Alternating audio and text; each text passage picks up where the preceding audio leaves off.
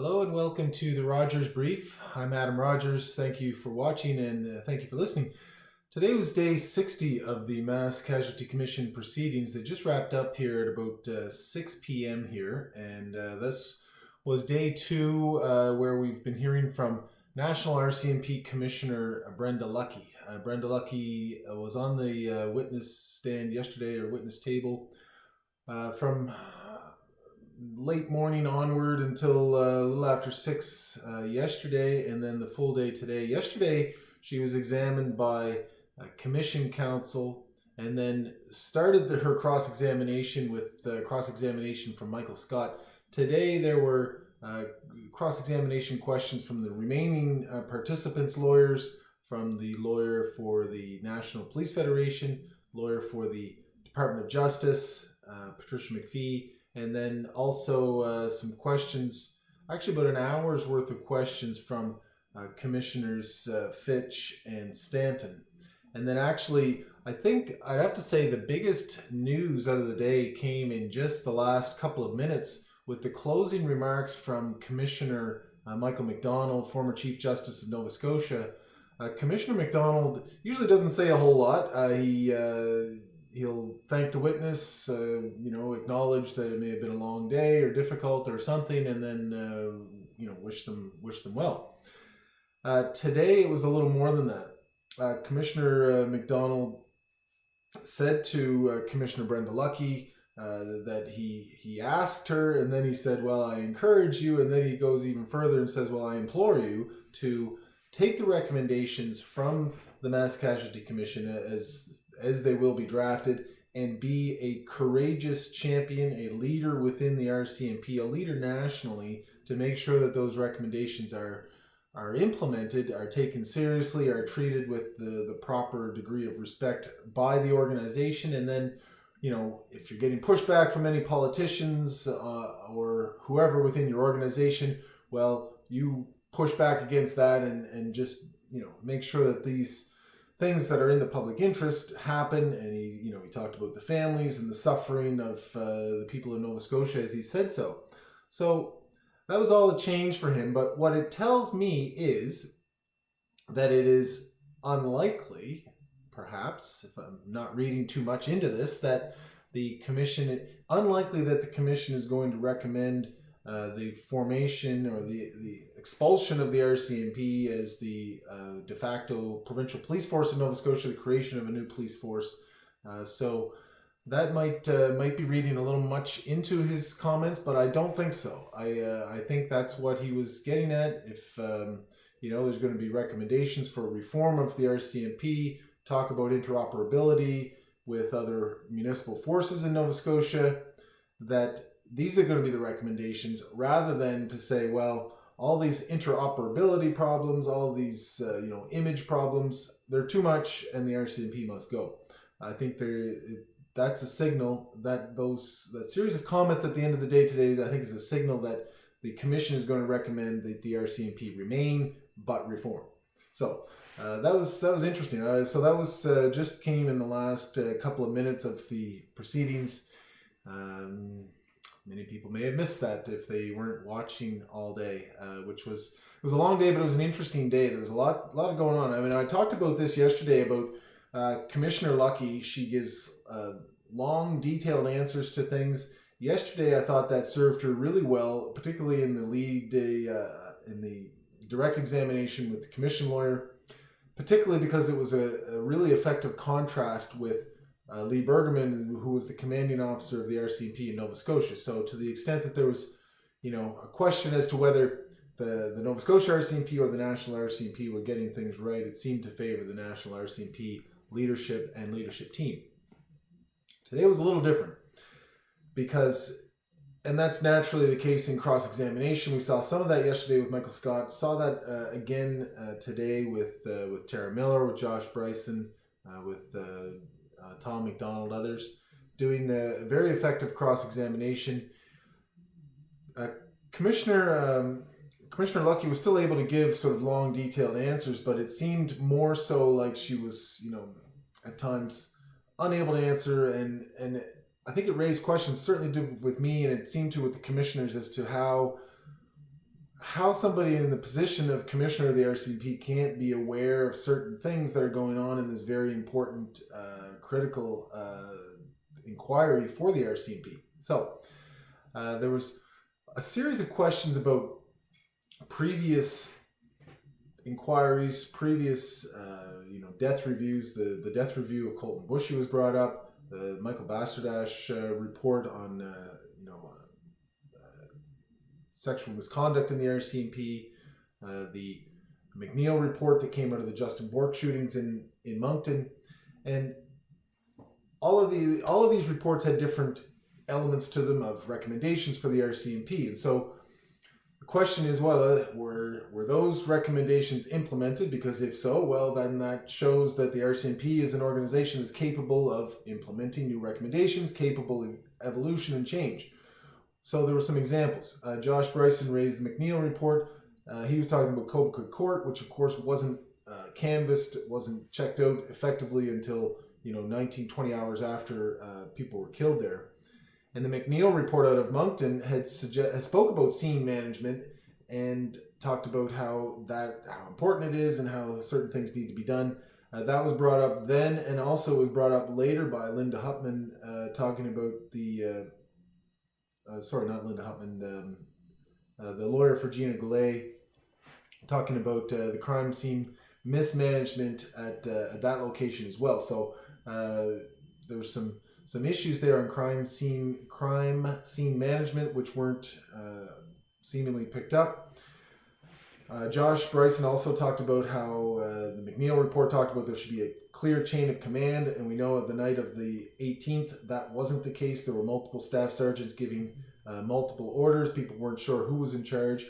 IARD training, Josh Bryson asked about that as well with Commissioner Lucki, how the immediate action response deployment, I think I have that right, so the initial officers go in, they leave their vehicles behind, they go in on foot. They covered, one of the fitness trackers show they covered over 10 kilometers, not 10 kilometers in one distance, but going in and around the community of Portapique. And so is that proper? Has that been updated? Has anybody looked at that in a rural context? The answer seems to be no. There was Brenda Lucki was asked about the delays in implementation of the recommendations out of the Bastardash report, which dealt, like I said, with sexual misconduct in the RCMP.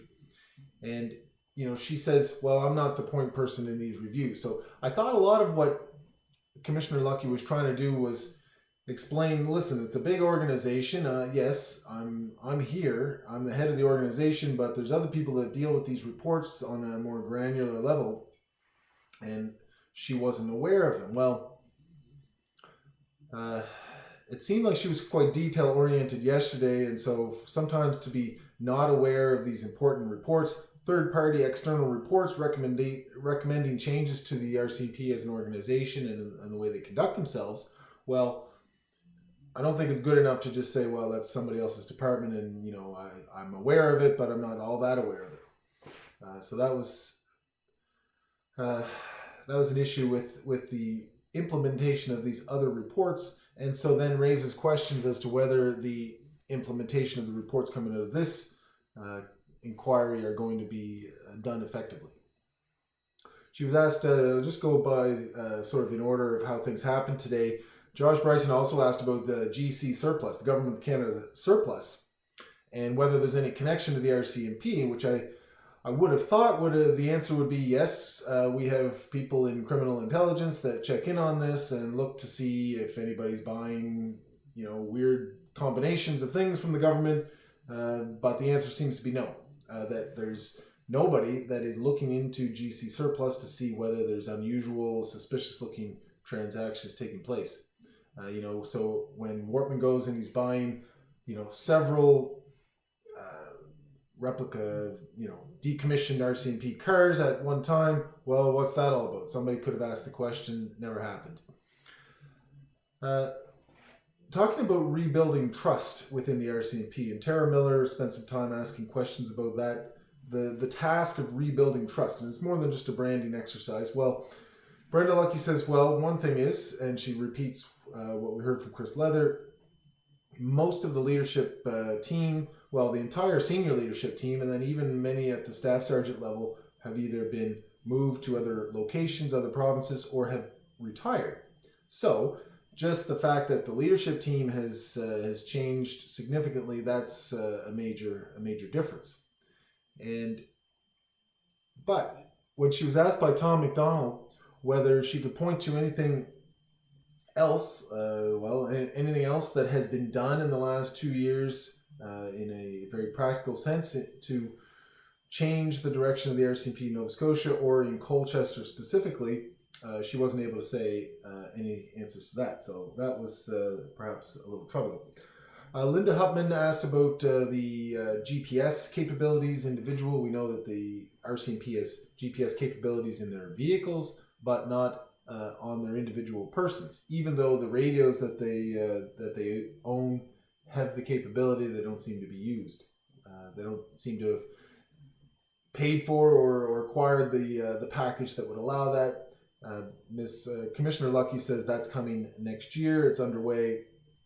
Linda Hupman also asked another good question, and she asked about this yesterday too with Lee Bergerman, which is it such a good idea to have officers come to a detachment for 3 or 4 years and then move on? People are just getting used to the geography, the layout of an area, who's who, and what's the major issues, and then all of a sudden they're gone, and somebody else has to come in and learn it all from scratch.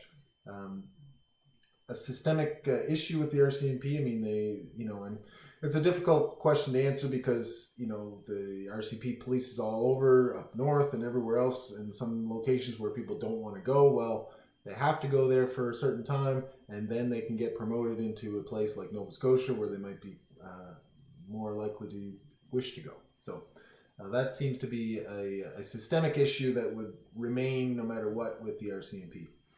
She was asked about Alert Ready and answered the question that Chris Leather was asked by Tom Mcdonald and couldn't answer straightly, which was, if this situation, Porter Pick, happened again today, would the Alert Ready system be used? Commissioner Lucki says yes, it would be. She didn't hesitate. She didn't coach it in any other terms, qualify. She said yes, it would.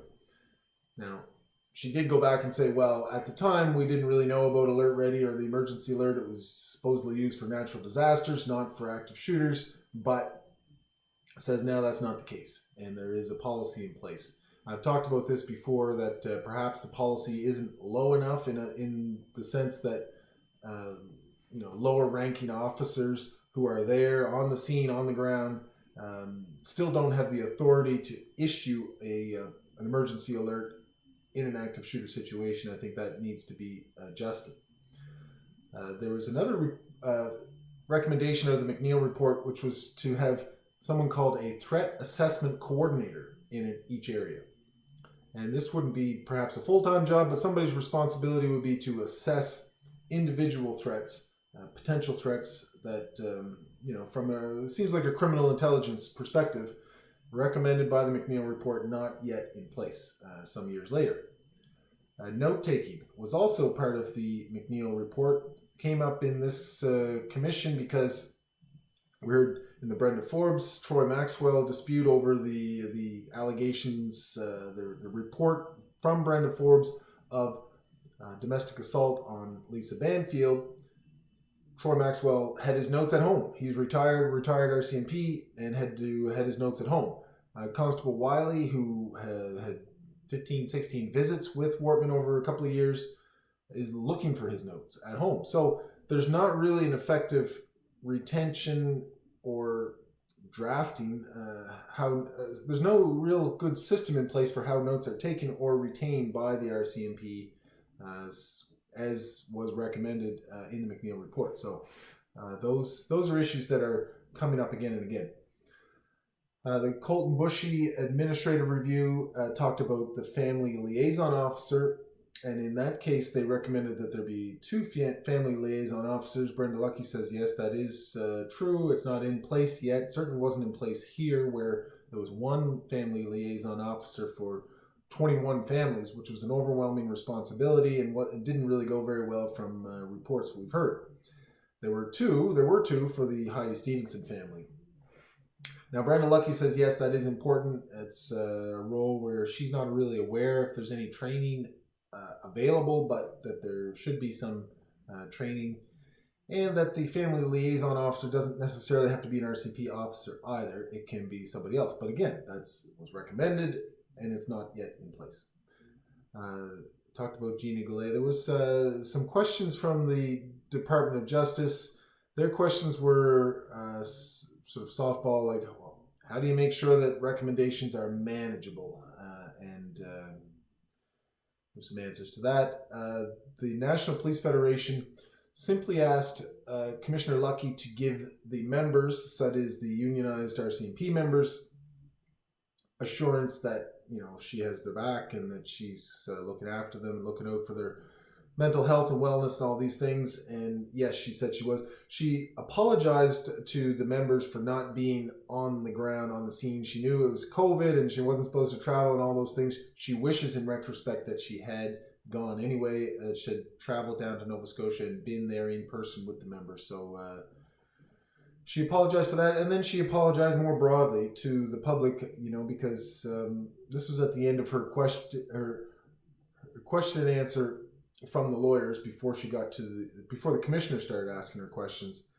She apologized for the RCMP not being everything that the public expected and not being everything that the public needed under these circumstances. So that was it was good of her to do so, and I thought she delivered the apology not in an emotional way as some of the other witnesses had done. Darren Campbell and Lee Bergerman started to yesterday.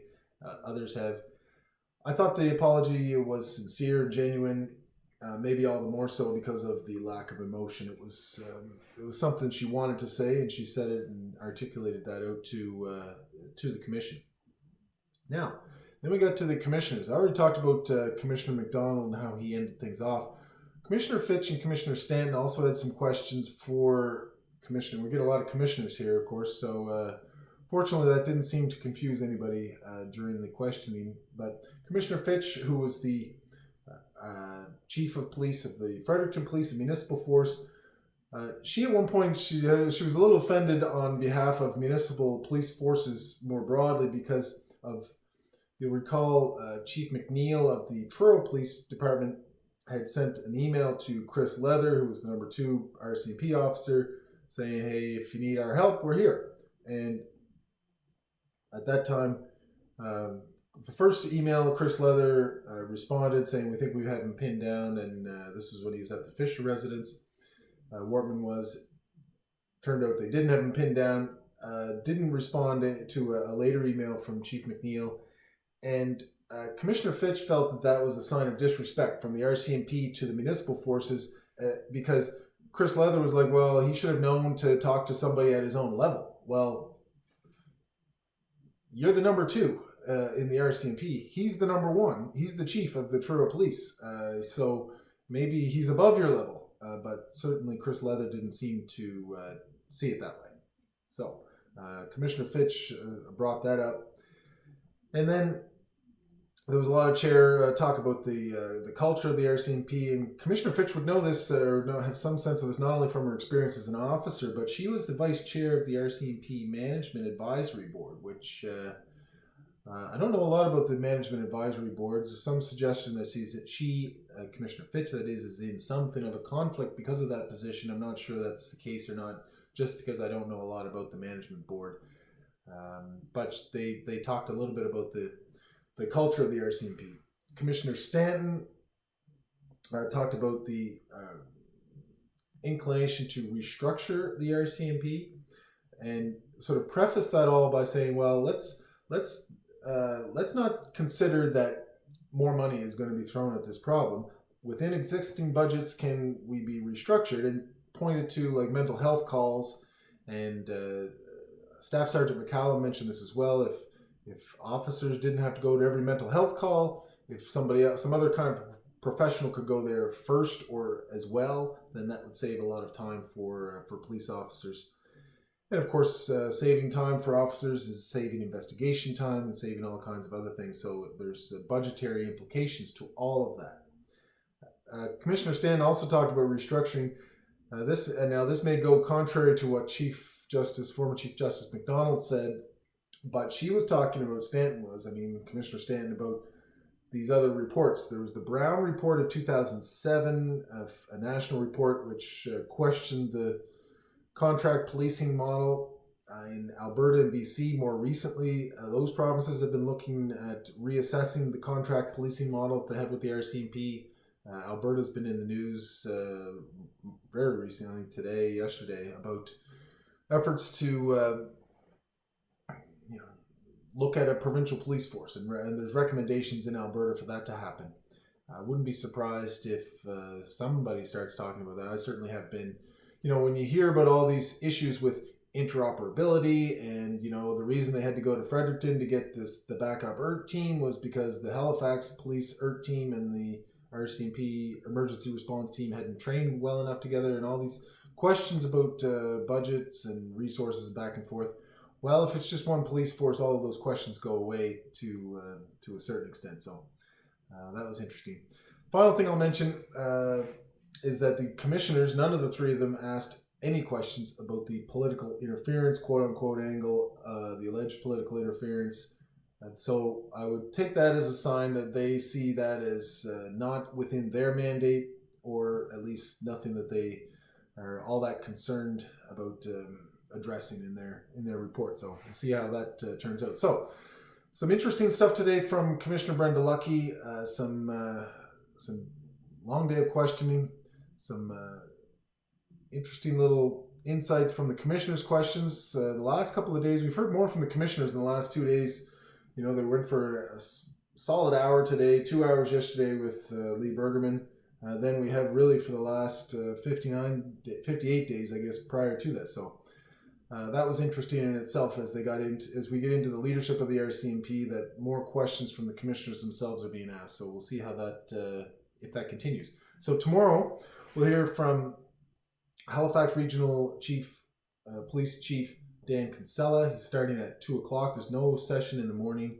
So back at 2 o'clock tomorrow to watch watch the proceedings and report back thereafter. So that was day 60 of the Mass Casualty Commission proceedings. Thanks again for watching. Thanks for listening, and I'll see you next time.